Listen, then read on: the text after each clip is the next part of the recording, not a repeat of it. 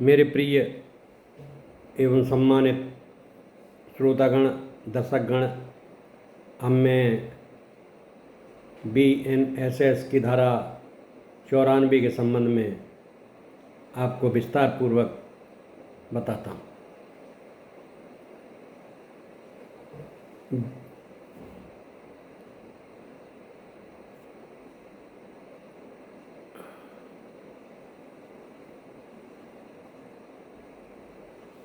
भारतीय नागरिक सुरक्षा संहिता 2023 की धारा 94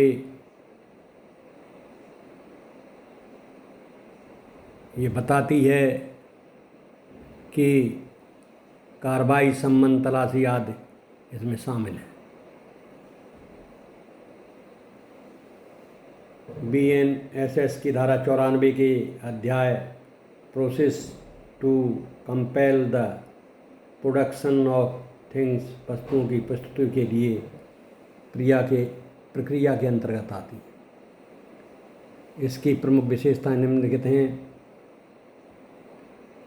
94(1) धारा 94(1) यदि कोई न्यायालय या पुलिस अधिकारी यह सोचता है कि किसी व्यक्ति के पास कोई दस्तावेज, इलेक्ट्रॉनिक संचार, मोबाइल, कंप्यूटर आदि अन्य वस्तु है तो जांच, परीक्षण या अन्य कार्रवाई के लिए आवश्यक हो सकती है, तो वह लिखित आदेश, सम्मन या अन्य आदेश जारी कर सकता है और वह उस वस्तु को प्रस्तुत करे। पहले ये आदेश जो जांच अधिकारी वो करता है, यह आदेश भौतिक रूप से या इलेक्ट्रॉनिक रूप से हो सकता है। ये आदेश जो जांच अधिकारी करता है कि अगर आपके पास कोई भी सामान है मुकदमे से संबंधित तो आप प्रस्तुत करें, चाहे वो मोबाइल हो, चाहे इलेक्ट्रॉनिक और कोई सामान हो। धारा 94(2) उस व्यक्ति को केवल उस वस्तु को पेश करने की आवश्यकता है, यानी उसे व्यक्तिगत रूप से हाजिर होने की ज़रूरत नहीं है। यदि वह वस्तु वास्तव में पेश कर देता है, उदाहरण भेज देता है, तो उसे आदेश का पालन माना जाएगा। कहने का तात्पर्य ये है, अगर कोई भी वस्तु अगर उसके पास है मुकदमे से संबंधित, तो वो अपने वकील के माध्यम से अदालत में जमा करा देता है, तो वो कार्रवाई पूरी मानी जाएगी। उसका जाना वहाँ आवश्यक नहीं, अदालत में जाना उसका जो है वो नहीं, आवश्यक नहीं।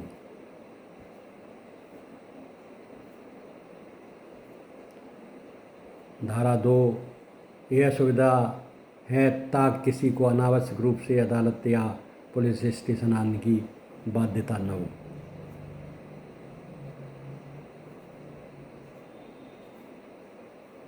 धारा 94(3) यह अधिसूचित करती है कि धारा 94 के कुछ मामले पर लागू नहीं होती, जैसे कि भारतीय साक्ष्य अधिनियम की धारा 129 और 130 या बैंकर्स बुक साक्ष्य अधिनियम 1891, और यह डाक विभाग की हिरासत में दस्तावेज, पत्र, पार्सल आदि पर लागू नहीं होती। अगर कोई पुलिस अधिकारी ये चाहे कि वो डाक खाने में जा कर के और डाक से ज़बरदस्ती कोई उसका कागजात प्राप्त करे, तो वो ऐसा नहीं कर सकता। यानी कुछ विशेष दस्तावेजों पर यह अधिनियम बाध्य है। उपयोग, सीमा और सावधानी। जब किसी मामले में दस्तावेज या डिजिटल उपकरणों की ज़रूरत हो, तो जांच अधिकारी या न्यायालय धारा 94 का आदेश जारी कर सकते हैं। यदि आदेश का पालन नहीं किया जाए तो उसकी कानूनी कार्रवाई हो सकती है। लेकिन इस धारा को व्यक्तिगत गोपनीयता के अधिकारों, प्रमाण अधिनियम और अन्य कानून में संतुलित करना बहुत ज़रूरी है।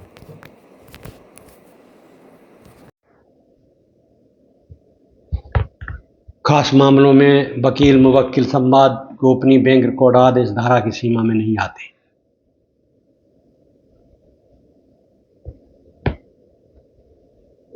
अब मैं इसका विस्तार पूर्वक वर्णन करता हूँ। BNSS की धारा 94 का उद्देश्य यह है किसी न्यायिक मजिस्ट्रेट को यह विश्वास करने का युक्त संगत आधार हो किसी स्थान पर चोरी का माल, जाली दस्तावेज या अन्य वस्तुएं जो अपराध से जुड़ी हों छिपा कर रखी गई तो वह उस स्थान की तलाशी के लिए वारंट जारी कर सकता है। धारा 94 यह वारंट किसी ऐसे स्थान के लिए जारी किया जा सकता है जो मजिस्ट्रेट के अधिकार क्षेत्र में हो। वारंट जारी करने का आधार जब मजिस्ट्रेट को यह संतोषजनक लगे कि वहाँ अपराध से संबंधित सामग्री छुपी हुई है तो तलाशी लेने वाला अधिकारी पुलिस अधिकारी को वह वारंट सौंपा जाएगा जो तलाशी करेगा। तलाशी की प्रक्रिया तलाशी के समय स्थानीय गवाहों की उपस्थिति में तलाशी ली जाती है। तलाशी प्राप्त वस्तुओं को जब्त किया जाता है। उस वस्तु की सूची बनाकर उसे न्यायालय में प्रस्तुत किया जाता है।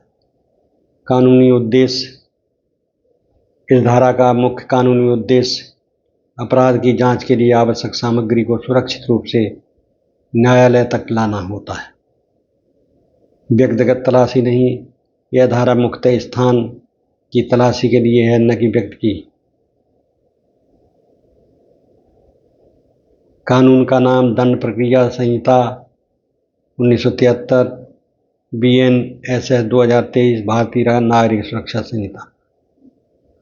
शब्दावली है पुलिस ऑफिसर सर्च वारंट, ये CRPC में दी गई है और BNSS में अधिक स्पष्ट और शब्द और आधुनिक प्रारूप में दिए गए।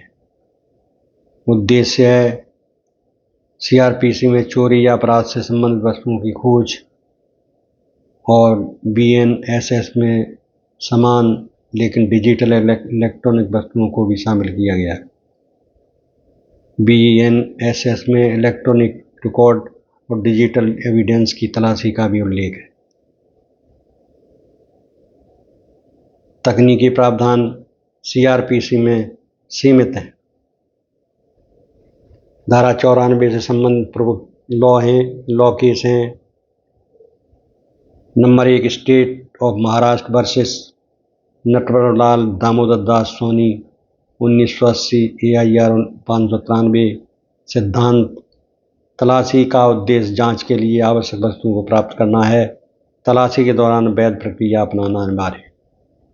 अगर कोई पुलिस अधिकारी तलाशी लेता है तो उसको जांच की प्रक्रिया को अपनाना बहुत आवश्यक है। नंबर 2 है Puranmal versus director of inspection 1974 AIR 348 SC।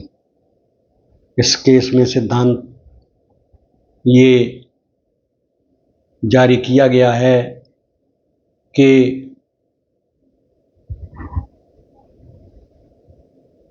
यह तलाशी कानूनी रूप से ली गई है तो प्राप्त साक्ष्य एविडेंस न्यायालय में मान्य होगा। Number 3 Karnataka Khadak Singh versus state of UP 1963 AIR 1295 SC। सिद्धांत व्यक्ति की निजता का उल्लंघन तभी स्वीकार्य है जब वह कानून के तहत और वैध उद्देश्य हो। Number 4 director registrar and collector versus Canara bank 2005 SCC 496। सिद्धांत तलाशी के दौरान तलाशी और जब्ती के अधिकार का प्रयोग संविधान के अनुच्छेद 21 के तहत व्यक्ति की स्वतंत्रता और निजता का सम्मान करते हुए किया जाना चाहिए। सारांश है BNSS की धारा 94 का एक महत्वपूर्ण प्रक्रिया संबंधी प्रावधान है जो अपराध से जुड़ी वस्तुओं की खोज और जब्ती के लिए मजिस्ट्रेट के आदेश के तहत छापा सर्च लेने की अनुमति देती। इसका उद्देश्य है कि अपराध की जांच को सुचारू, प्रामाणिक और निष्पक्ष बनाना। धारा 94 ये अधिकार देती है पुलिस अधिकारी को वो वैध रूप से जांच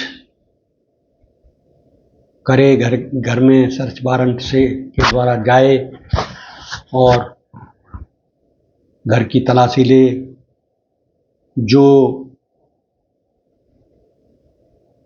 सामान मुकदमे से संबंधित निकलता है उसको वो साक्ष्य संकलन करे और न्यायालय में दाखिल करे। किसी के घर में जा कर के तोड़ फोड़ करना या कुछ गलत व्यवहार करना, अमानवीय व्यवहार करना पुलिस अधिकारी के लिए स्वयं एक दंड बन सकता है। इसलिए कोई भी पुलिस अधिकारी ऐसा काम BNSS की धारा 94 के अंतर्गत नहीं करता है। धन्यवाद। अब मैंने आपको धारा 94 BNSS के बारे में विस्तार पूर्वक बताया एवं इसके केस लॉ भी आपको समझा दिए। आशा है आप लोग समझ गए होंगे। अब मैं अगले वीडियो में आपसे फिर मुलाकात होगी। तब तक एडवोकेट KB सिंह आपसे विदा लेता है। धन्यवाद।